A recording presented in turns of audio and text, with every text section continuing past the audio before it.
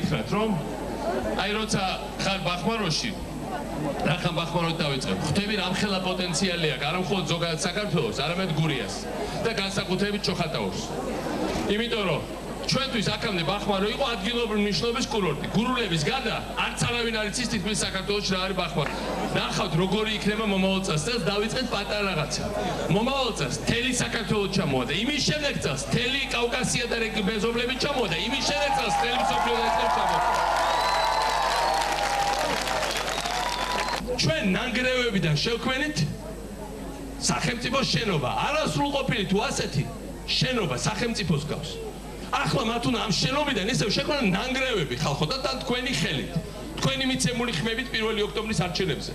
როგორ შეიძლება ქართულ ხალხს, რომელსაც ინსტინქტურად საუკუნეების განმავლობაში მოენატრა შენება, ხელახლა წაყვეს იმათ, ვინც მოდის პირდაპირ კონკრეტული გრევის პროგრამით და კონკრეტული ამოცანით, რომ ყველაფერი მოსპოს, რაც ჩვენ გავაკეთეთ.